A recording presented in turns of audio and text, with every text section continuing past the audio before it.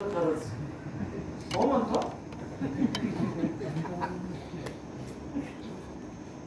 बाबा काय काय नशेचे प्रकार, काय काय दुष्परिणाम झाले सगळ्यांवर है ना. 7-8 महिने लागतील याला, दंड तरी लागणार एक दोन जण. पुष्पा आहे सर, तो पुष्पा होता ना तेव्हा साहेब उघड दिले दंड तरी हा ना. काय अजून नाही मिली. चलो ठीक आहे. कल कहा थे आपण, कालचं आठवतं का काय काय घेतलं होतं.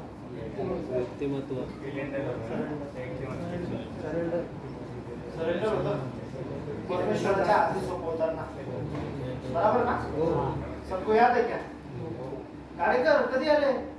परवा आले. अजून लक्ष दिलं तुमच्यावर. दाढी बिडी वाढलेली आहे. झोपलो होतो क्वारंटाईन मध्ये. अच्छा झोपले होते का. आज उतरली वाटतं. आज उतरली. लवकर उतरली.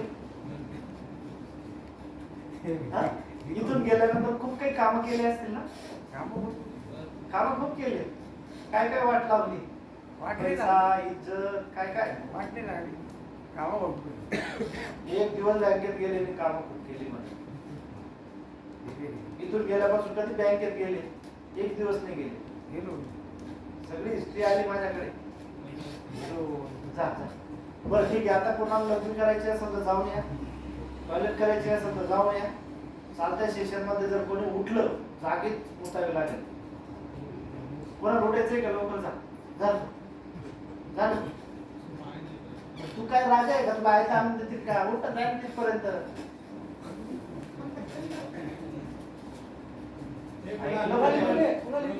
पहिल्यांदा ऐकलं त्याने. शिंदे तुम्ही पण काय करत चालले. हा लवकर या. आता कोणी उठायचं नाही नंतर. ठीक है. कल हमने 2 चैप्टर देखे. पहला चैप्टर में क्या था तुम्हें बताएगा, याद होगा तो. व्यक्तिमत्व सुधारना. हमारे स्वभाव दोष हमें दूर करना है. दूर के निकाल के हमारे अंदर सुधारना जब तक नहीं होगी तब तक हम नशे से दूर नहीं रह सकते. अगर बदलाव चाहते तो बदलाव चाहते कि तुम्हारी जिंदगी बदल जाए या तुम्हारे साथ होने वाले सब घटनाएं बदल जाए, तो आपको खुद को बदलना होगा. तब जाके ये सब घटनाएं परिस्थिति तभी चेंज होगी. व्यक्तिमत्व सुधारना, आमूलाग्र बदल करना पड़ेगा. तब जाके हम नशे से दूर रह सकते हैं. ये किसके लिए बोल रहा हूं मैं. जो सुधारने की इच्छा रखते हैं उनके लिए. जिनको सुधरने की इच्छा नहीं है, जैसा स्वभाव है वैसे ही रखो, हमारे काम आएगा वो. है की नाही. सुधारायचं असेल तर स्वभावात बदल झाले पाहिजे. आमूलाग्र बदल झाले पाहिजे. काल पूर्ण विश्लेषण मी केलं. और दूसरा था परमेश्वराच्या हाती सोपवताना, सरेंडर. जब तक आप सरेंडर नहीं करेंगे तब तक आपको कोई चीज मिलेगी नहीं. या तो फिर खुद परमेश्वर भी आपको सपोर्ट नहीं कर सकता. यहाँ तक थे. और उसके लिए 2 चीजें बताई थी मैंने. नशे करने के लिए आप कोई भी हद पार कर चुके हो, है ना. उसी तरह सुधरने के लिए हमको कोई भी हद पार करनी होगी, है ना. तो मन के अंदर ये चीज आनी नहीं चाहिए कि मैं कब जाऊंगा, मैं कब जाऊंगा, घरवाली कब आएगी. वो अपने आप होने वाला काम है. प्रोसेस होती है. मैंने बताया जैसे मुंबई से कोई चैनल चालू होता है तो इधर रेडियो में बजता है. उसी तरह की लहरें अपने आप जाती है अपने घर वालों के पास. खाली जो मन की बात है वो अपने मन में आप भगवान से बोल दो. जिसको आप चाहते हैं वो अपने आप पहुंच जाती है, हो जाता है. कई बार इसके उदाहरण साक्षात्कार तुमको भी हुआ होगा. किसी दोस्त का अगर नाम लिया वो अचानक से सामने आ जाता है 10-12 साल के बाद, 15 साल के बाद. वैसे ये चीजें होती रहती है दुनिया में. क्योंकि गुरुत्वाकर्षण की जो पावर है वो पावर के जरिए से ये सब कुछ होता रहता है ना. मिलता है, सब कुछ मिलता है. तो हमें कुछ भी हद तक जाने की तैयारी रखनी पड़ेगी सोबरिटी की. कुछ भी हद तक. इसमें फिर मैंने ऐसे अल्कोहलिक एनोनिमस के मेंबर ऐसे भी देखे कि उन्होंने सोबरिटी के लिए जो जो रास्ते में आ रही थी चीजें या व्यक्ति, उनको हटा दिया उन्होंने अपनी जिंदगी से हमेशा के लिए. आप बोलोगे ऐसे कैसे हो सकता है. कई बार हम लोग बहुत सारे इमोशंस हमारे अंदर रहते हैं. कोई व्यक्ति होता है उसके लिए हम बहुत सारे इमोशनल होते हैं. आपका दोस्त हो, वाइफ हो, घर वाले हो, जिस के साथ आप बहुत ज्यादा प्रेम करते हैं और वो प्रेम करने वाली चीज जब भी हमें कुछ धोखा देती है तब हम पूरी अंदर से टूट जाते हैं।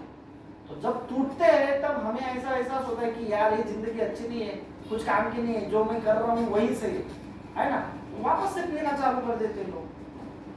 तो इसमें अल्कोहलिक एनोनिमस में ये बोला गया है कि अगर ऐसी चीजें तुमको नशे की तरफ खींच के लेके जाती है जिससे तुम्हारी वापस से वापस नशा स्टार्ट हो जाती है, ऐसी चीजें अपने जिंदगी से हटा दो।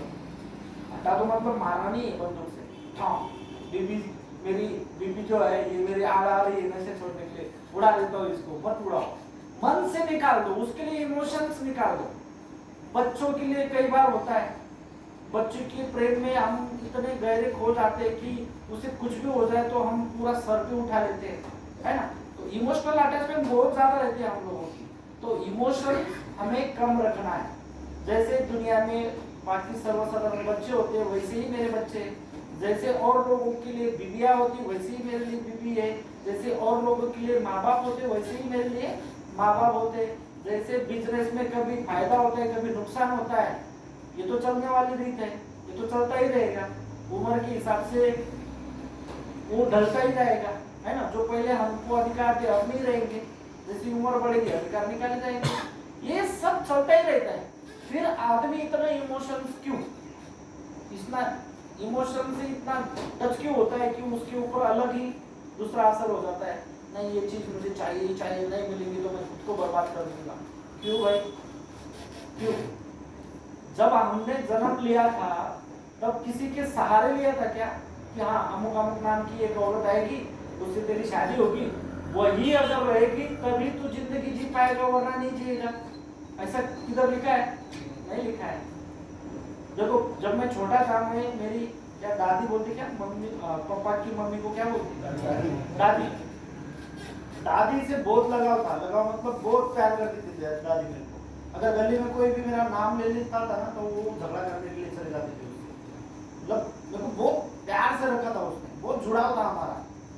मतलब मैं छठी क्लास में गया तब तक दादी के साथ में ही सोता था, फिर छठी क्लास में मेरी दादी गुजर गई। उस इंसिडेंट से मैं करीबन 2 साल तक बाहर नहीं आया। माँ बाप के लिए प्रेम नहीं था मेरे मन में, क्योंकि दादी ने मेरे को संभाला था, उसने मेरे को मेरे लिए झगड़े करती थी मेरे माँ बाप के लिए और दुनिया से लड़ जाती थी, इतना प्रेम देती थी। कुछ भी अगर उसकी लड़कियां आती थी उसको पैसा देके चले जाती थी, वो पैसा मेरे लिए वो बचा के रखती थी, मेरे को कुछ भी कुल्फी खिलाती थी या तो किराने दुकान पे लेके जाती थी, हॉस्पिटल का खर्चा वही करती थी, बहुत लगाव था। 2 साल तक जितने उनके बच्चे रोए नहीं होंगे उतना मैं रोया उनके लिए, इतना इमोशनल अटैचमेंट था। हर सन कोई भी सन आता था, दिवाली आती थी, दशहरा आता था, तो वो टाइम पे मैं उनकी फोटो के सामने चले जाता और रोता था बहुत। मेरे को ऐसा लगता था कि मेरा सब कुछ चला गया, अब मेरा इस दुनिया में कोई नहीं है। लेकिन जैसे जैसे मैच्योर लेवल बढ़ती गई तब समझ में आया इस दुनिया में हमेशा जिंदा रहने के लिए कोई नहीं आया। हर किसी को किसी का कुछ ना कुछ बहाना लेके मरना ही है ना। कोई एक्सीडेंट में चला जाता है, कोई बीमारी में चला जाता है, कोई नेचुरल डेथ से चला जाता है। तो इस दुनिया से हर किसी को जाना है, ना हम आए ना तुम आए, है ना। तो हम इतना इमोशनल क्यों होते हैं, जिसके कारण से हम अलग रास्ते पे भटक जाते हैं। कोई नशा जोड़ लेता है अपने साथ में, कोई डिप्रेशन पकड़ लेता है, मानसिक बीमारियां पकड़ लेता है, या जो उसकी रूटीन है वही छोड़ देता है ना। तो एक ही ये समान लेवल पे होना चाहिए, इमोशंस कितना रखना चाहिए इसका भी एक लेवल होना चाहिए। इतना भी मत रखो किसी के साथ में इमोशन कि आपको तकलीफ हो। घर में कोई भी सदस्य हो उसके लिए आप जब ये समान रूप में रखते हो तभी घर वालों का फायदा कर सकते हो, या तो जिससे जुड़े रहेंगे उसका तभी फायदा हो सकता है। हम सब कुछ छोड़ के नशा को गले लगा लेते हैं और इमोशनल रोते रहते हैं, वाइफ चली गई। अभी तो क्या होगा, आएगी नहीं दिन, गई भी तो क्या होगा, अपने कर्मों के कारण गई होगी। हमारे कर्म सुधार लो, एक दिन अपने आप आ जाएगी, उसको लाने की जरूरत नहीं है। तुम्हारे बारे में सोचेंगी, तुम्हारे बारे में आजू बाजू तपास करेंगी और वो अपने आप एक दिन अपना बोरी बस्तर लेके अपने घर पे आ जाएंगे। उसके लिए इमोशनल होने की जरूरत नहीं है ना। तो पहले हम खुद के अच्छे कर्म या हमारे अच्छी आदतें उसको सुधारना जरूरी है ना। अगर तुम एक ही नारा लेके वही बैठोगे, वो चली गई, वो चली गई, मेरा ससुर आया लेके गया, गांव वाले आए उसको लेके गए, अब मेरी जिंदगी में कुछ नहीं रहा, सब कुछ है तुम्हारे पास, भूल जाते हैं लोग इतिहास। खाली हम लोग रहते हैं, हमें अपनी नजर से ऐसा लगता है कि मैं जिस रास्ते से गुजरता हूँ 4 लोग मेरी तरफ देखते हैं, वही गंदी नजर से मेरी तरफ देख रहे हैं। उनकी नजर में अभी भी मेरे लिए वही ख्याल होगा, ये बेवड़ा है, रास्ते पे गिरने वाला है, ये झगड़ा करने वाला है, ये गंदगी फैलाने वाला है। कुछ नहीं रहता। दुनिया को एक ही चीज समझ में आती है, जो आज हो, अभी हो, जैसे भी हो, उसको देख के दुनिया बोलती है। अगर आज के दिन मैं अच्छे कपड़े पहन के इस्त्री बिस्त्री टाइट करके गली में से घूमूंगा तो लोग मेरे को वही बोलेंगे, क्या अच्छा लग रहा है आज कुछ तो भी है, आज अलग दिख रहा है। और वही 90 पी के या खंबा पी के मैं गली से गुजरूंगा, पीला करो, जो दिखता है वही दुनिया बोलती है। किसी के मन में, हर किसी की बुद्धि में इतनी जगह नहीं है कि वो आपका ही हमेशा सोचता रहे आपके बारे में, वो डिलीट मार देता है। कल आप भी तो वैसे ही हो, कल जो गया वो आपने डिलीट मार दिया, आज के लिए तुम तैयार हो गए नए सोच विचारों के साथ में। तो अपना नजरिया खुद का चेंज करना चाहिए। किसी के मन में कुछ नहीं रहता है। तुमने कितनी भी गंदी गाली दी होगी वाइफ को, एक दिन गुजर गया वो भूल जाती दूसरे दिन, है ना। कुछ कुछ रहती है कि हमें 10-15 दिन के बाद, 1 साल के बाद, 10 साल के बाद याद दिलाती, लेकिन वो खाली आपको याद दिलाने के लिए रहता है। वही इंटेंशन, वही तीव्रता वो टाइम पे नहीं रहेगा जब वो आपको बताती है कि तुमने मेरे को मारा था। वो खाली हंसते हंसते बता देगी तुमने मेरे को मारा था, तुमने मेरे ऊपर हाथ उठाया था, लेकिन वही इंटेंशन और वही तीव्रता उसके अंदर रहेगी क्या जब तुमने मारा था? वो सेम नहीं रहेगा। उसके मन के अंदर प्रेम निर्माण हो जाता है उठते वक्त में। आप मोबाइल क्यों नहीं रहे? तो ये चीज है। तो हमें सुधारने के लिए कोई भी हद तक जाने की हम जब तक तैयारी नहीं रखते तब तक हम सुधरने वाले नहीं है। कितनों की जॉब चले गए, जॉब पे रिजाइन कर दिया लोगों ने सुधरने के लिए। ऐसे जॉब क्यों करना है बाबा जिससे मेरे को प्रेशर आए?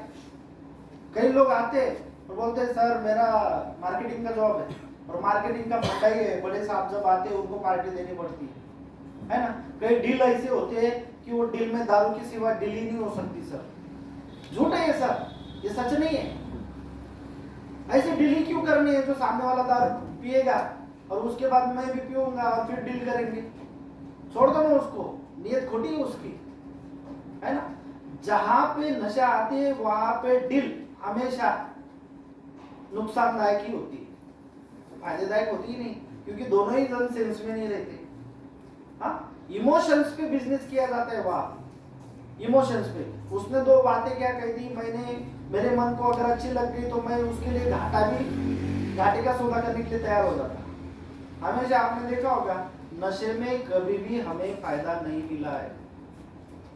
वो खाली नशा हमको ये एहसास दिलाती है कि मैंने सामने वाले को पागल बनाया। एक्चुअली पागल तो हम खुद हुए। अगर इतना ही फायदा होता था तो आज के अपने जो बड़े बड़े बिजनेसमैन है, धीरूभाई अंबानी हो चाहे टाटा बिरला हो, ये लोग तो हमेशा बोतल लेके बैठे रहते थे। अच्छा डील करना है, पी पहले, फुल हो गए कर डील, फिर आप पेट्रोल पंप मेरे को चाहिए, ले ले। ऐसा हुआ है कभी? हाँ, ये तो अपना पंतप्रधान रोज पीते थे, जाते थे भोग डाल साला पाकिस्तान को, 90 पी के खंबा पी के। वो होता है ऐसा? नहीं। नशा हमेशा हमें एहसास दिलाती है कि तू बेटर है, तू जो भी कुछ करेगा तू सही करेगा, ये नशा एहसास दिलाती है। और जब नशा उतर जाती है तो ओरिजिनल एहसास हमें आता है तूने नुकसान कर डाला, जो भी डील की होगी उसमें तूने नुकसान कर डाला। तो ऐसे चीजों से आपको बचना है जहां पे आप नशे की तरफ ओढ़े जाओगे या तो उधर के रास्ते की तरफ जाओगे। उस रास्ते को कभी चॉइस मत करो, छोड़ दो, फटाफट छोड़ दो। अभी भी तुम किसी जॉब में होंगे, छोड़ के चले जाओ उसको, कुछ फायदे का नहीं, वो लाख रुपए का हो या 10 लाख का हो, लेकिन आज की डेट में तुम्हारा नुकसान है ना। तो ऐसा लोग क्यों करना? ऐसा बिजनेस क्यों करना, ऐसे लोगों की संगत में क्यों रहना जिसके कारण से मेरी जिंदगी में वापस नशा आ जाए। छोड़ दो, छोड़ना पड़ेगा, नहीं बोलने की आदत डालनी पड़ेगी। हाँ, इंटेंशन तो कम कर सकते हो ना, उसकी लेवल तो कम कर सकते हो। अगर किसी के साथ में गहरी दोस्ती है, बचपन का है, रिश्तेदार है, जो भी है, बहुत जुड़ा हुआ है तुमसे, लेकिन उसके कारण तुम नशा कर रहे हो ना, उसको भी छोड़ दो। गैप रखो, कुछ तो भी, नहीं छोड़ सकते ना उसको, तो गैप रखो, कुछ तो भी गैप रखो, डिस्टेंस रखो कि वो उसके कारण तुम नशा नहीं कर सकते। भले उसको मन को 1 दिन लगेगा, 2 दिन लगेगा, 4 दिन लगेगा, 5वें दिन अपने आप दूसरा बेवड़ा दूसरे बेवड़े को ढूंढ लेता है। तुम्हारा इंतजार करने वाला कोई बेवड़ा नहीं रहेगा, उसको मिल जाता है तुरंत दूसरा रास्ता। ऐसे ही दुनिया ऐसी, इसलिए हमें वो सब चीजें ढूंढनी होगी। उसे नशे से दूर रहने के लिए कुछ भी करना पड़ेगा, तो करना ही पड़ेगा। ये अगर तैयारी होगी तो ही हम नशे से दूर रह सकते हैं, वरना नहीं। ठीक है, आगे तो लिखते हैं, अचानक सगळीकडे एक शुभ्र धवल प्रकाश पसरला। कल का टॉपिक पे आ जाइए। हाँ, या तक ते हम यातून बाहेर काढ, त्यासाठी काही करायची तयारी आहे, काही। उसके बाद में टॉपिक है, अचानक सगळीकडे एक शुभ्र प्रकाश, धवल प्रकाश पसरला। माझ्या मन चक्षुंना जाणवले की मी एक पर्वत शिखरावर आहे, जिथे वारं घोंगावत नाही। इसका शब्द का अर्थ पकड़ो। जिथे वारं घोंगावत नहीं, इसका अर्थ क्या है?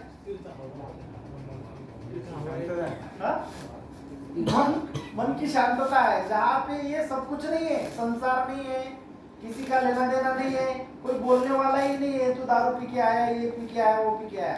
ठीक है, जो जब परमेश्वर को अपन स्वाधीन करते उसके बाद की स्थिति है।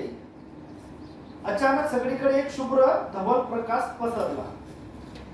माझ्या मन चक्षुंना जाणवले कि मी एका पर्वत शिखरावर आहे। पहले क्या लगता था हमको, हम बहुत गहरे गड्ढे में गिर गए, ऐसे गहरे गड्ढे में गिरे हैं जहां से बाहर निकलना इम्पॉसिबल है ना। ये सब झगड़े, ये सब लफड़े, ये सब पैसा उठाया, ये सब किरकिर, ऐसे गड्ढे में गिर गए कि मैं अभी कुछ नहीं हाथ पांव हिला सकता। अगर हम चैलेंज कर रहे किसको, भगवान को, अगर सही में भगवान होगा तो वही मुझे यहां से बाहर निकालेगा। वो निकलने के लिए मैं कुछ भी करने के लिए तैयार हूं। भगवान अगर मुझे यहां से निकालता है तो मैं उसके लिए कुछ भी करने के लिए तैयार हूं। तब जाके उसके मन में ये चीज आती है, अचानक सर्वीकडे शुभ्र धवल प्रकाश पसरला। जब मैं सरेंडर हुआ भगवान के पास, तो तब मुझे ये पूरा प्रकाश नजर आया। ऐसा प्रकाश जहां पे कुछ अंधेरे की आस तक नहीं थी, मतलब टेंशन, संकट, कुछ चीजें ही नहीं थी।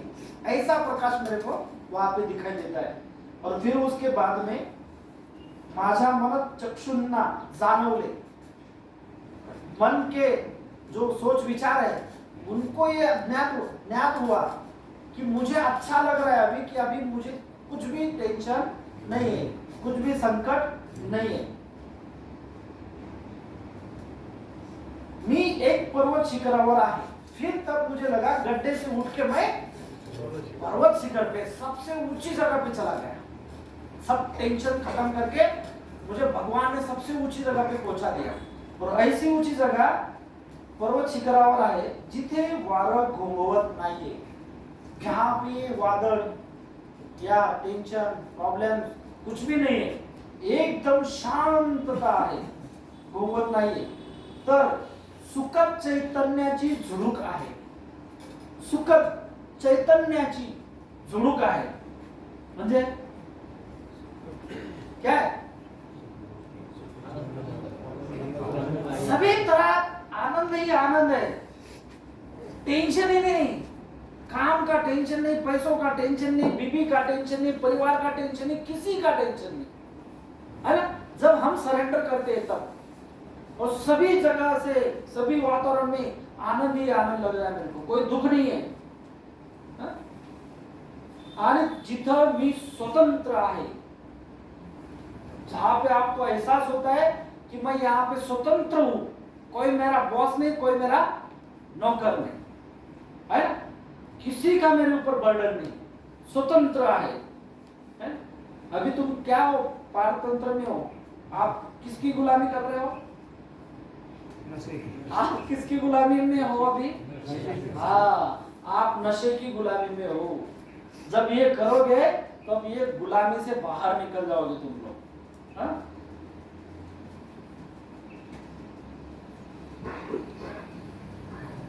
जिथे मी स्वतंत्र आहे, खऱ्या अर्थाने मुक्त आहे, हा हर्षाचा उन्माद हळूहळू निवडला। हा हर्षाचा उन्माद हळूहळू निवडला। मी माझ्या गादीवर पहडलो होतो, वो गादी पे सोया था, पण आता काही काळापुरता मी दुसऱ्याच जगात होतो। उसके बाद में ये जब उसको एहसास होता है कि मैं शिखर पे हूँ, जहाँ पे कोई हवा नहीं है, आजू बाजू का वातावरण एकदम शांत है, आनंददायी है, उसके बाद में जब उसको एहसास हुआ कि अब मैं दूसरी दुनिया में हूँ, ऐसी दुनिया में जहाँ पे मुझे कोई टेंशन नहीं है, कोई प्रॉब्लम नहीं, कोई नशा नहीं है, कोई मेरे पीछे नहीं है, दुसऱ्याच जगात होतो। नव्या जागृतीचे जग, नव्या जागृतीचे पुनर्जन्म हम जिसको कहते हैं कि अब मुझे ऐसी उम्मीद आती है यहाँ से कि मैं अब नई दुनिया में आया हूँ, नया संसार लेने के लिए, नया संसार करने के लिए, नए लोगों से, जहाँ पे मेरे पीछे ना कर्जी का बोझा है, ना किसी की बड़बड़ है, ना कोई चीज है मेरे साथ पुरानी। अब मुझे नया स्टार्टिंग करना है। नव्या जागृतीचे जग या ठिकाणी मी आणि माझे सर्व काही म्हणजे त्याचा अस्तित्वाची एक सुंदर अनुभूती होती, जाणीव होती। मग मी स्वतःशीच उद्गारलो, तर हाच तो देव। हाँ? तब उसे ऐसा लगता है, एहसास होता है कि मैं जिसको भगवान समझता हूँ, वो भगवान किस में है। ये जो मैं सामाजिक जीवन जी रहा हूँ, ये जो पब्लिक के अंदर जिंदगी जी रहा हूँ, जो कुटुंब के अंदर जी रहा हूँ, ये सही दुनिया नहीं है हमारी। मैं ये सब टेंशन छोड़ दूं, नशा मुक्त हो जाऊं, ये संसार का जो लोभ है मेरे अंदर वो सब मुक्त हो जाए। जब मैं सरेंडर हो जाता हूँ पूरी तरह भगवान को, और भगवान जब मुझे हाथ देता है, तब मुझे ये सब सुख और समाधानी तब मुझे समझ में आती है, और सही मायने में मुझे लगता है कि यही भगवान है। उसकी दृष्टिकोण से यही भगवान है। भगवान किसको कहा गया है? सोबरिटी को कहा गया है, सोबर जिंदगी को कहा गया है। कोई लफड़ा नहीं, काम करो, कमाओ, उतना ही खर्चा करो जिसके बाद हमारे पास कुछ बचे। उतना मत करो कि किसी के साथ से मेरे को 10,000 की जरूरत है दे दे, 5,000 की जरूरत है दे दे। मतलब एक बार तुमने मांगा तो लफड़े अपने पीछे पड़ जाते, इसकी सर उसकी टोपी ऐसे घुमाना ही पड़ता है ना। फिर 1000 बार झूठ बोलने पड़ते। सबके साथ में सच्चाई से रिलेशन रखना है, मुंह पे बात करके खुला छोड़ दो उसको।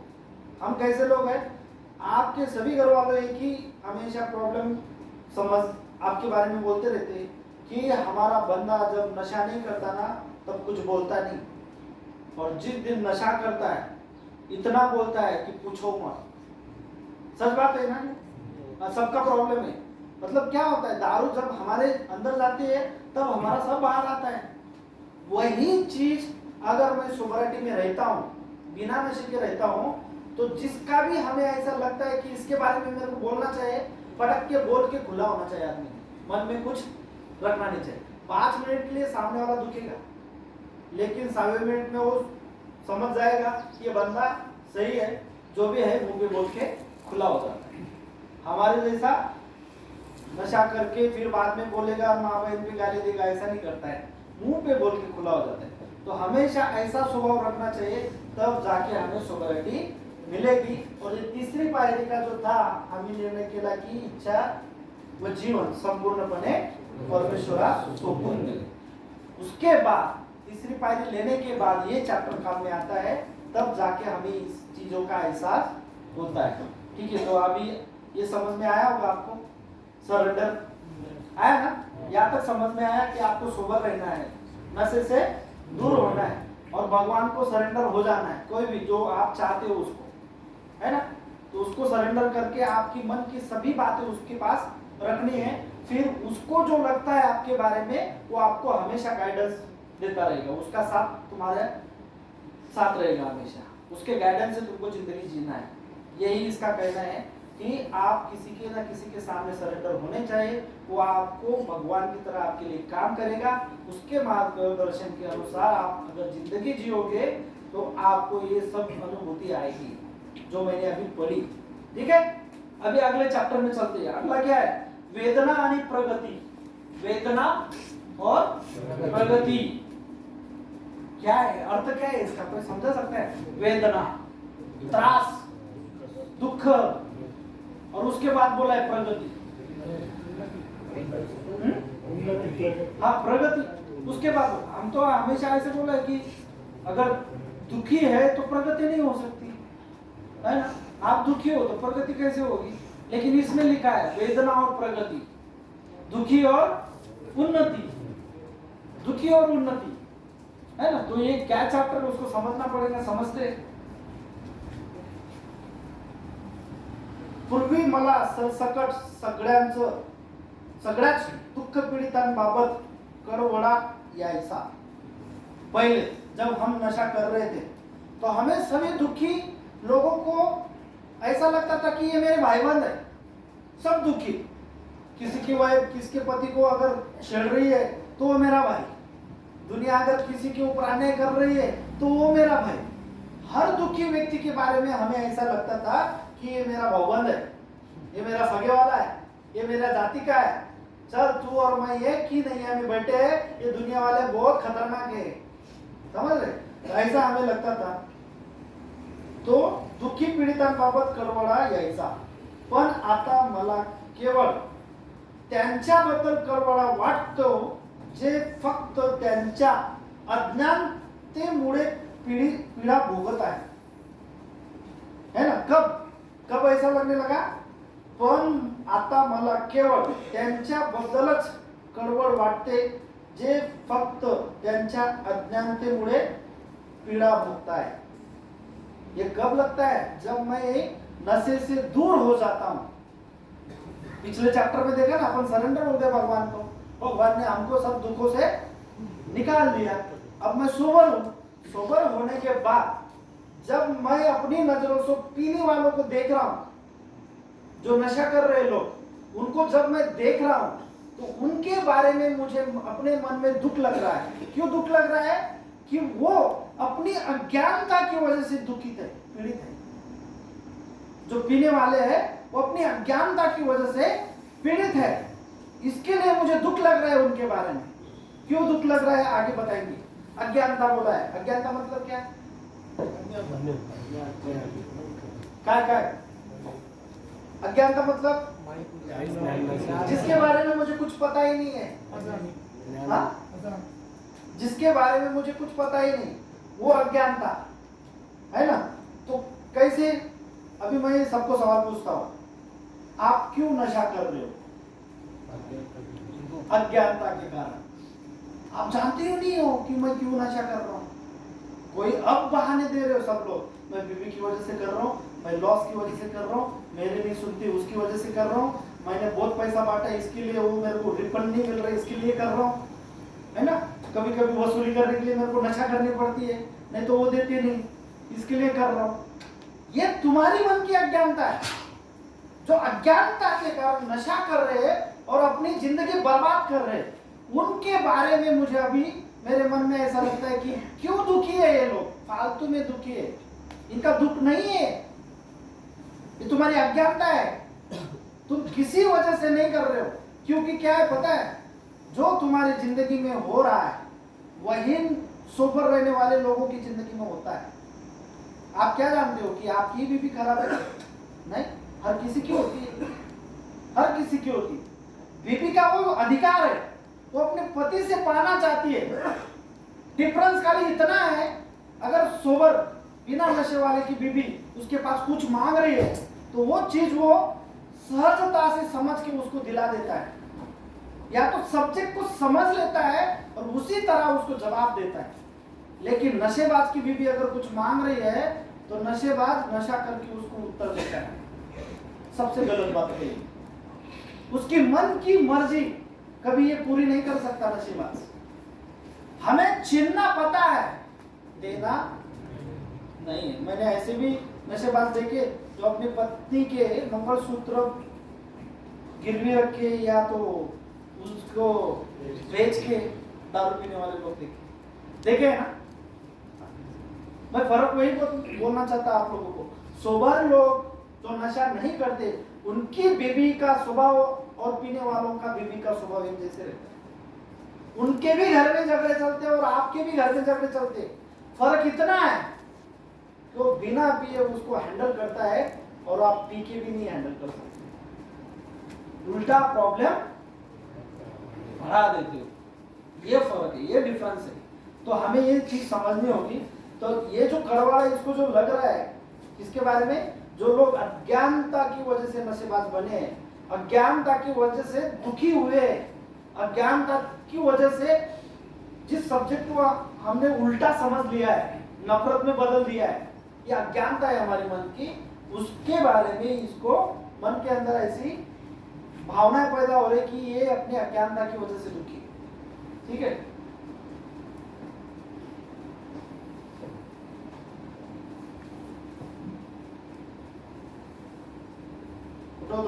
जे फक्त त्यांच्या अज्ञानतेमुळे पीडित भोगताय व ज्यांना दुःख या गोष्टीचे कारण व अंतिम उपयुक्तता समझतच नहीं।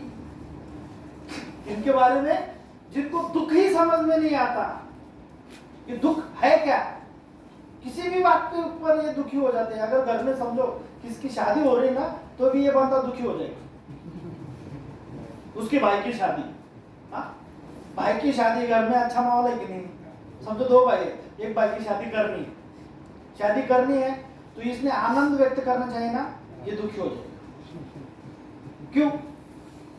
त्यालाच का 10,000ची कपडे, मला खाणी, त्याच्याच लग्नात वाजा, माझ्या वाज्यात डीजे, त्याच्या लग्नात बुंदी केली होती, माझ्या वाज्यात फक्त लग्नात वांग्याचीच भाजी का केली। दुखी हो जाता है। अगर घर में कोई एक भाई के लिए अगर मकान खरीदी कर रहे घर वाले तो भी ये दुखी, तोच लाडका आहे, मला बाहेरून आणलाय, मी रस्त्यावर सापडलोय त्यांना, है ना, हेवा तुरंत हेवा करने लग जाते, दुखी हो जाते। तो ये चीज है हमको, जब दुख गोष्टीचे कारण, मैं दुखी क्यों हुई, उसका रीजन क्या है वो भी नहीं पता होता है, वह अंतिम उपयुक्तता समजतच नाही आहे, अशा लोकांबद्दल तो दुखी होतो। कौन? जो सोबर रहता है वो इंसान। बाद में जिनको दुख भी समझता नहीं और उसका अंतिम उपयुक्तता क्या है, उसका रीजन क्या है वो समझ में नहीं आता, ऐसे लोगों के कारण वो दुखी हो रहा है। कोणीच म्हटलंच आहे की आध्यात्मिकता, कोणीच म्हटलंच आहे की आध्यात्मिकता, उन्नती हे जर का सोनं असेल तर वेदना हा परीस आहे। आध्यात्मिकता जर का सोना असेल तर वेदना या परीस आहे। इसका अर्थ समझा? आध्यात्मिक हम बोलते हैं, मैंने पीछे भी समझाया था आपको कि धार्मिकता और आध्यात्मिकता में बहुत फर्क है। धार्मिकता मतलब पूजा पाठ करना, अपने धर्म के अनुसार पूजा पाठ करना, उन भगवानों को मानना जो जो धर्म में आप आते हो। और आध्यात्मिकता मतलब इंसानों को इंसानों की तरह समझना। मेरी उम्र के हिसाब से मैं अगर मेरे सामने 55 साल का आदमी आया और मैं उसको बोल रहा काय रहा है रे बाबा, ये आध्यात्मिकता हो सकती है क्या? नहीं हो सकती। मुझे क्या बोलना पड़ेगा? कहो आए रे बाबा, काय झालं है कि नहीं? तो ये रिस्पेक्ट वाली जो चीज होती है, बहन को बहन समझना, मौसी को मौसी समझना, माँ बाप को माँ बाप समझना, पत्नी को पत्नी समझना, साली को भी साली समझना, ये जो सब सब्जेक्ट है, ये रिस्पेक्ट नाम की चीज है जहाँ पे आध्यात्मिकता और नैतिकता जगह पे होनी जरूरी होती है ना। अगर वो आध्यात्मिकता अगर सोना होगा, अगर आध्यात्मिकता अगर सोना होगा तो क्या है आगे? आध्यात्मिकता अगर सोना होगा तो वेदना परिस है। परिस किसको बोला गया है? जिस चीज को लगाओ सोना बदल, गारंटेड है। लोखंड को लगा दिया, लोखंड सोना। तो वेदना एक परिस है। वेदना क्यों? जब आप यहाँ पे ये नशा मुक्ति का प्रोग्राम ले रहे हो और नशा मुक्ति का प्रोग्राम लेके जिस दिन भी घर पे जाओगे, आपको नशे से दूर रहने की बहुत सारी वेदनाएं होगी। नशे से दूर रहने की वेदनाएं होगी। हर कोई एक ही बोलेगा, अलग 4 दिवस 4 दिन के बाद देखो वापस अपनी जात पे जाएगा। है कि नहीं? गधे को कितना भी पाठशाला में भेजो, खाने के लिए उखीडा पे ही जाता है। अशा बऱ्याच प्रकारचं टॉर्चरिंग तुमच्या सोबत होईल। ऐसे बहुत सारे टॉर्चर तुमको किया जाएगा। घर वाले, बाहर वाले, समाज वाले, काम वाले, कोई भी तुम्हारे ऊपर भरोसा नहीं करेगा।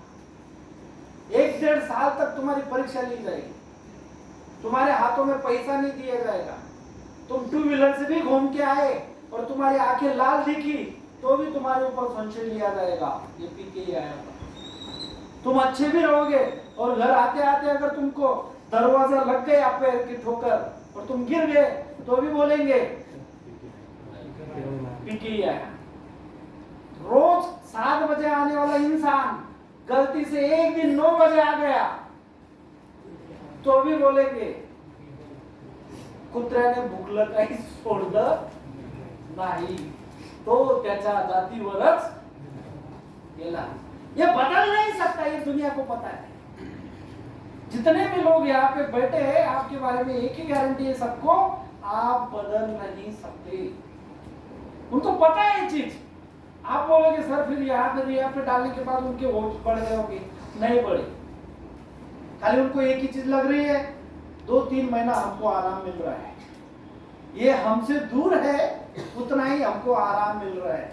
जिस दिन ये आएगा वो सब हथियार लेके तैयार हो जाएंगे फाइट करने की। और ये चीज अपने पास एक बंदा था, उसकी वाइफ हमेशा उसको जब लेने के लिए आती थी ना, तो वो चीज एक बोलती थी हमेशा, सर आज मेरे हाथ पांव थर-थर कांप रहे। मैं बोलता क्यों हाथ पांव थर-थर कांप रहे? बोले आपके पास था तब तक ठीक था, मैं सुकून से खाना खा रही थी, सुकून से जिंदगी जी रही थी, लेकिन अब ये घर आएगा, अब कुछ नहीं बोल सकती ये क्या करेगा। और सच में ऐसे ही होता था। तो जैसे भी उसको लेने के लिए आती थी, हाथ पांव थर-थर कांपते थे, बहुत बड़ा पत्थर लेके उसको लेके जाती थी, बंदा 2 दिन में वापस इधर आ जाता। ये ऐसे मैटर है सब हम सब लोगों के, तो इसलिए डरते हैं हमारे घर वाले। तो नशा छोड़ने के बाद जो आपको तकलीफ होने वाली है और जो वेदनाएं होने वाली, ये वेदनाएं जिस आदमी ने भी सहन करके अपनी जिंदगी सोबरिटी से जी है, उसके हाथ में परिस होगा। उसके हाथ में क्या होगा? परिस होगा। खाली आध्यात्मिक के नाम पे, जैसे मैं नशा छोड़ना चाहता हूँ, किस लिए छोड़ना चाहता हूँ? सर मला सुधारावं लागेल, मुलं आता लग्न जुळती झाली। किसके लिए आप सुधरना चाह रहे हैं? बच्चों के लिए। और उन्हीं में से बच्चों ने किसी ने गाली दे दी तो तुझ्यासाठी दारू सोडली, थांब 5 मिनिटं आलोच, खांबा पिओ, है ना? सर मुझे छोड़ना ही पड़ गया, मेरे माँ बाप बूढ़े हो गए। दूसरे लोगों के लिए अगर तुम नशा छोड़ोगे, जिंदगी भर छोड़ नहीं पाओगे। नशा ये खुद के लिए छोड़नी पड़ती है। मुझे जिंदा रहना है, मुझे अच्छी जिंदगी जीना है, उसके लिए नशा छोड़नी पड़ती है। कोई परिस्थिति है, कल ही देखा हमने, परिस्थिति चेंज करने के लिए गया तो और भी मेरी नशा बढ़ती थी।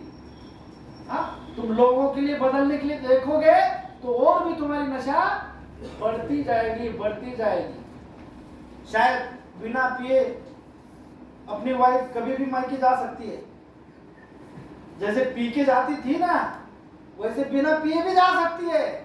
आप ये छोड़ दो कि मेरी वाइफ, मैं पीता था इसके लिए मायके चली जाती थी, नहीं, मेरी भी जाती है। कभी कभी हम दोनों की झगड़े अगर हो गए तो मेरे भी बॅग उठा के चालली मी भाडं द्या मला, चालली मी भाडं द्या, 4-8 दिवस फिरून येते आहे की नाही? मग इकडे दारू पीत फिरू का मी? खांबा जाऊ घरी? सबकी जाती है।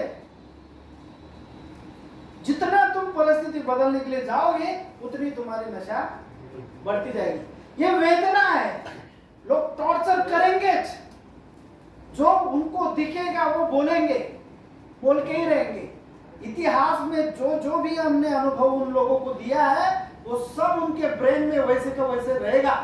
तुम्हारे बीवी के मन में भी रहेगा, तुम्हारे बच्चों के मन में भी रहेगा और समाज वालों के भी मन में रहेगा। और वो हर वक्त तुमको यही बोलेंगे, 2 महिने झाले रे बिना दारू पिण्याची, या महिन्यात बघ दीपावली येते, काढून दाखव, 31 डिसेंबर येते, जगून दाखव बिना दारू पिण्याचं। और ऐसे टॉर्चर होगा ना, ये टॉर्चर जो सहन करेगा उसके हाथ में पुलिस होगा। एग्जाम होगी, परीक्षा होगी, तुमको काम करने नहीं दिया जाएगा। तुम बोलेंगे मेरी दोस्त की शादी में मेरे को जाना है, बीवी बोलेगी मत जा, पापा बोलेंगे मत जा, तुम जिद पे अड़के रहोगे, सब घर वाले बोलेंगे इसको पैसा मत दे, कपड़ा मत दे, फिर तुम बोलेंगे साला मैं पहले ही ठीक था, है ना? ऐसी बहुत सारी परीक्षाएं होंगी, उसमें से आपको गुजरना होगा। कई लोगों को ऊपर, ये बात ध्यान में रखना सब जन, यहां से जाने के बाद जब आप नशा करते थे तुम्हारे हाथ में बहुत कुछ काम था, क्वार्टर पे काम हो जाते थे, दारू के ऊपर काम हो जाते थे। लेकिन जब तुम सोबर रहोगे शायद तुमको 2-2, 4-4 महीने घर पे बैठना पड़ेगा, काम नहीं मिलेगा। ये परीक्षा है हमारी। दारू के ऊपर हमारे ऊपर भरोसा करने वाले बहुत लोग थे, शायद अब नहीं रहेंगे। तुम खाली बैठे रहोगे, तुमको काम नहीं मिलेगा, तुमको पैसा नहीं मिलेगा, तुम्हारे ऊपर कोई भरोसा नहीं करेगा। ये सब चीजें को सावधान हो जाओ यहां से जाने के बाद। हट्टी जिद्दी मत बनो, यही चाहिए वही चाहिए। कई लोग तो ऐसे भी आए जिसको यहां से गया और घर वालों ने 2 व्हीलर की चाबी नहीं दी, 2 व्हीलर की चाबी छीन ली घर वालों ने, उसको बताया नहीं कि चाबी नहीं है, उसको गुस्सा आया, गया पीने, वापस आया, उन्होंने लगा दी फोन इधर, रात में ही इधर, बोले सर मेरे को चाबी नहीं दी, उसके लिए मैं दारू पिया। अच्छा किया, आज 3 बजे वापस, है ना?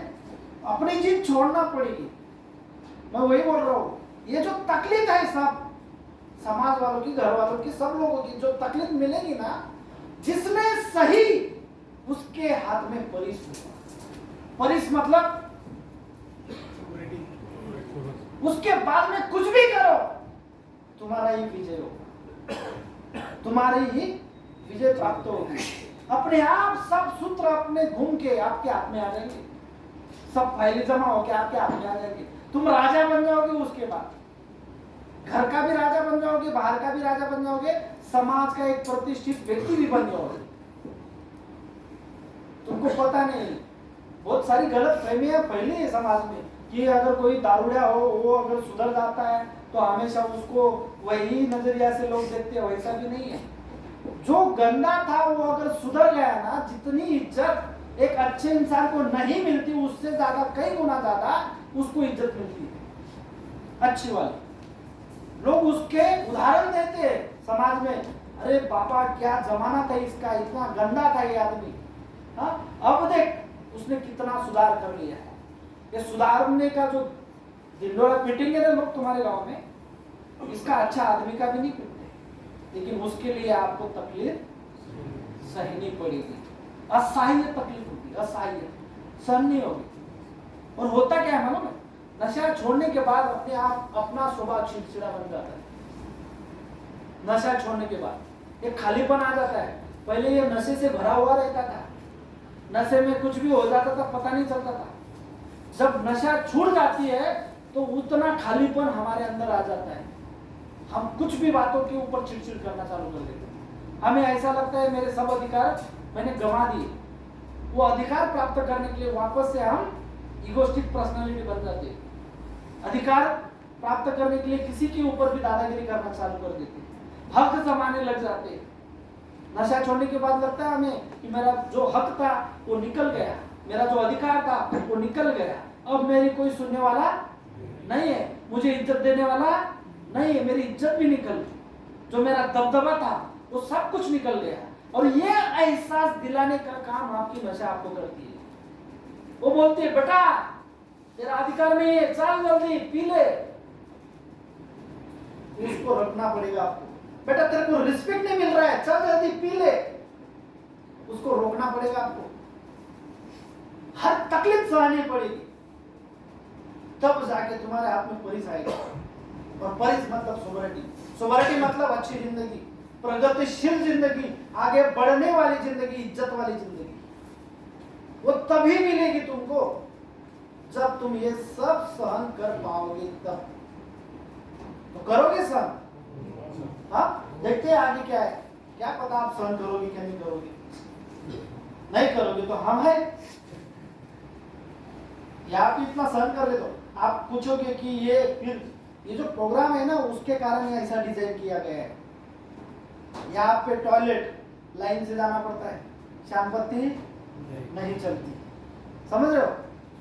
चपाती रोटी गिन के मिलती है, उसके अलग नहीं मिल पाती। टाइम पे उठना पड़ता है, बेल बजी तो उठना ही पड़ता है। आप बोलोगे मैं मेरी मर्जी से उठूंगा, नहीं।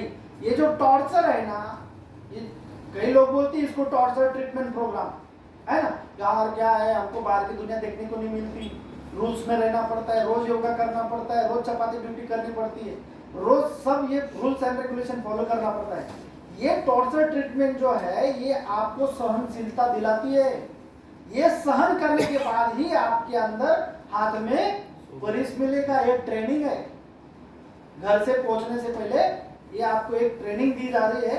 ये ट्रेन होके जाओ, घर पे सहन करो और चलते रहो। बीबी ने बोला ना उचल भांडी उचल लिख पाई, बीबी ने बोला ना झाड़ू मार मार लग पाए। नशे में जो स्वभाव था हमारा, झाड़ू मार तुझ्या आईला दुसरी आणू, पण झाडू नाहीच मारणार, आणली का दुसरी, त्या पहिलीनच आपल्याला इथं पोहोचवलं, त्या पहिलीनच इथं पोहोचवलं तर दुसरी हे कुठं।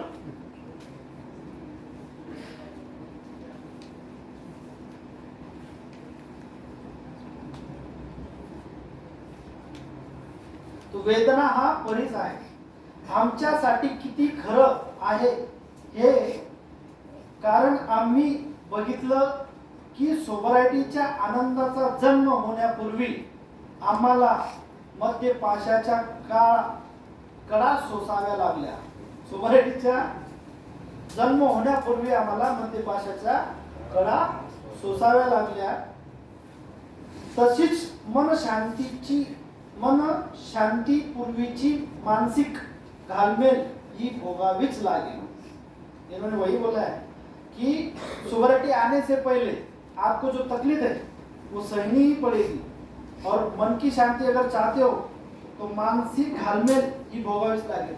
मैंने बोला ना बहुत सारी तकलीफ होगी, चिड़चिड़ा, अचानक तक चिड़चिड़ा स्वभाव होगा, शिक लेने वाला स्वभाव होगा, भरोसा उठेगा लोगों के ऊपर से, अपने ही हमें ऐसा लगेगा अपने ही लोग हमें धोखा दे रहे। हाँ, जो काम आज होने वाला है वो 10 दिन तक नहीं होगा, पैसा जो आज आने वाला था वो 1-2 महीने नहीं मिलेगी। ये सब तकलीफ जो सहेगा उसी के हाथ में परिस होगा। हाँ? ये मन शांतीचे मानसिक घालमेल ही भोगावीच लागेल। खोलवर विश्वास ठेवा। इनका कहना है कि भरोसा रखो, एक ना एक दिन परिस्थिति चेंज होगी, बदलेगी, एक ना एक दिन मुझे मौका मिलेगा, मेरा नसीब के स्टार चमकेंगे, बदलेंगे। इसके ऊपर हमें क्या, खोलवर भरोसा ठेवा, खोलवर विश्वास ठेवा। बहुत बड़ी श्रद्धा रखनी पड़ेगी, इतनी बड़ी कि छोटे मोटे इंसिडेंट हो जाएंगे और डर जाएंगे और नशे के करीब चले जाएंगे तो कभी तुम सोबर नहीं रह पाओगे। कोई भी दुख आता है जाता भी है, क्योंकि दुख के पीछे सुख है और सुख के पीछे ये चलता ही रहेगा। ये कभी रुकने वाला नहीं है, ना आपके लिए रुकेगा ना हमारे लिए रुकेगा, ये चलता ही रहेगा।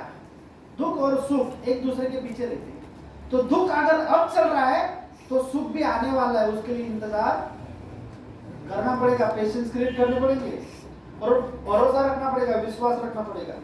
व आपला चेहरा केवळ प्रकाशाच्या दिशेनेच उंच व्हावा, जरी आता तुम्हाला काही दिसत नसेल तरीही, है ना?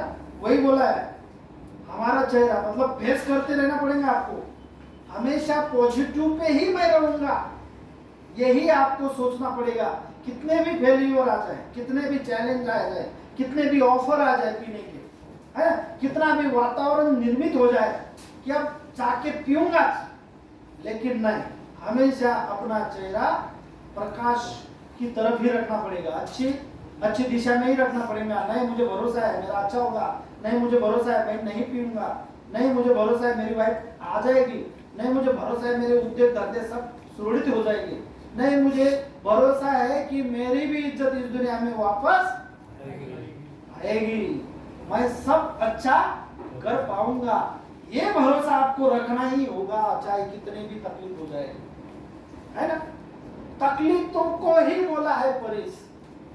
ये जब आप ठान के बैठोगे तभी आपकी तपस्या में कुछ ना कुछ अच्छा प्राप्त हो जाएगा। मैं ये बोलता हूँ, एक सिंपल सा उदाहरण देता हूँ मेरा वाला। मैंने आपको बताया, काफी हिस्ट्री बताई मेरी वाली। मैंने जब ही स्टार्ट किया तब मेरे 2500 पगार नशा मुक्ति केंद्र के अंदर मैंने स्टार्टिंग किया।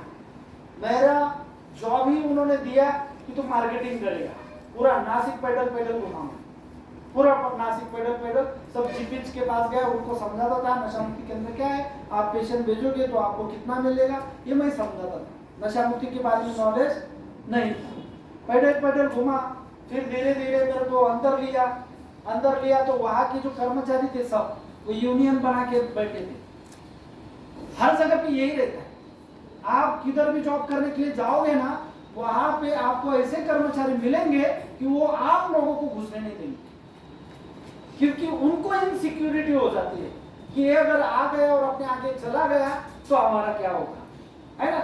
इसलिए वो एकजुट हो जाते हैं और आपको निकालने के पीछे लग जाते हैं। मैंने वो सब तकलीफ सहन की।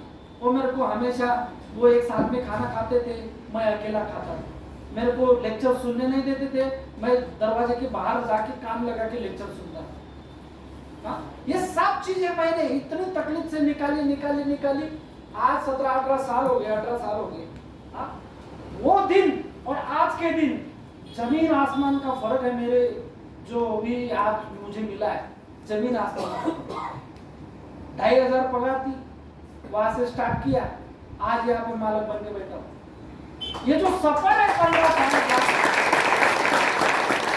ये जो सफर है 15-18 साल का, ये 18 साल का अगर मैं सफर नहीं करता और मैं वो तकलीफों को सहन ना करता और निकल जाता, आज तक मैं घूमता ही रहता था, मैं किधर भी स्टेबल नहीं हो पाता था। शायद 2500 की ज्यादा से ज्यादा 10,000 होती थी, 15,000 होती थी, 20,000 होती थी, उसके आगे बढ़ सकता था क्या?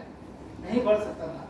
वो सफर मैंने जो भोगा, मैंने जिंदगी में जो भी तकलीफ मिली वो मैंने सहन किया, उसके ऊपर विजय प्राप्त किया। खुद के ऊपर पहले भरोसा रखा, खुद के ऊपर कितनी भी तकलीफ हो जाए मैं नहीं लूंगा, मुझे चाहे कुछ भी बोल लो मैं नहीं लूंगा, बराबर का काका? हाँ? ऐसा सब सहन करते यहाँ तक पहुंचा। यही चीज होती है सक्सेस होने की। अगर रास्ते में कितने भी इंटरटेनमेंट वाले मिल जाए और हर किसी को आप दिमाग लगाना स्टार्ट कर दे, आपका जिंदगी का जो भी टारगेट है कभी कंप्लीट नहीं हो सकता, आप पहुंच ही नहीं सकते। मैं हमेशा उदाहरण देता हूँ सचिन तेंदुलकर का। जितने क्रिकेटर है जिनके इनकी इतनी कंट्रोवर्सी होती है, कोई ना कोई प्रॉब्लम में फंसे रहते हैं, सचिन तेंदुलकर कभी किसी के पीछे लगा नहीं लगा, क्योंकि वो अपना जिंदगी का टारगेट जानता था, मुझे कौन से मुकाम तक पहुंचना है, बस वही उनके दिमाग के सामने था। चाहे दुनिया मेरे लिए कुछ भी बोल दे, चाहे पत्थर मार दे, चाहे गलत बोल दे, मेरे ऊपर कितने भी इल्जाम लगा दो, लेकिन मैं अपना जो टारगेट है, फोकस है, वो कभी हटाऊंगा नहीं, उसके ही पीछे भागूंगा और मैं विजय प्राप्त करके ही रहूंगा। इसलिए सचिन तेंदुलकर को क्रिकेट का बाप बोलते हैं, भगवान बोलते हैं। नहीं तो ऐसे कितने क्रिकेटर आए, कितने इल्जाम हुए, किसी के ऊपर पैसा खाने का इल्जाम, किसी के ऊपर कुछ लफड़ों का इल्जाम, कंट्रोवर्सी में हमेशा अटके। क्रिकेट के भगवान बने नहीं, अकेला सचिन तेंदुलकर बना। सहनशीलता थी, टारगेट पता था, हिलता डुलता नहीं था, किसी के क्या बोलते उसको, कोई भी काम में आके हमारा कचरा डालता है और वही बातें हम सब घुमाते फिरते विरोधते फिरते, ऐसा नहीं किया उसने। खुद के ऊपर भरोसा रखा, मुझे भरोसा है, मुझे टारगेट प्राप्त करना है, मुझे वहां तक पहुंचना है, उसके लिए मेहनत की, तब जाके वो भगवान बना। आप भी भगवान बन सकते, आप भी अपनी अपनी फील्ड में भगवान बन सकते, लेकिन टारगेट फिक्स करना पड़ेगा और उसी के पीछे भागना पड़ेगा। अपार मेहनत करनी पड़ेगी, मेहनत ही करनी पड़ेगी, इसके लिए मेहनत ही करनी पड़ेगी। रूल्स एंड रेगुलेशन के हिसाब से जीना पड़ेगा। पुरानी जो रीति रिवाज थे, जो जिस तरह तुम सोचते थे, जिस तरह तुम रहते थे, वो सब बदलना पड़ेगा, आमूलाग्र बदल लाना पड़ेगा, तब जाके ही तुम कुछ नया कर सकते हो। नहीं तो आपकी डेथ फिक्स है। कोई गाड़ी के नीचे जाएगा, कोई सुसाइड करेगा, कोई दारू की वजह से मरेगा, कोई लिवर फेल होगा, किसी का किडनैप होगी, कोई तुमको मार डालेगा, ये फिक्स है। अगर इससे बचना चाहते हो, सुधर जाओ, अभी सुधर जाओ। इतने बड़े बड़े अच्छे अच्छे लेक्चर है, वो सुनो और उसको अपने ही अंदर उतारो और सुधर के अच्छी जिंदगी जियो, है कि नहीं? होगा ये सब कुछ? ठीक है, चल खत्म कर लो फिर।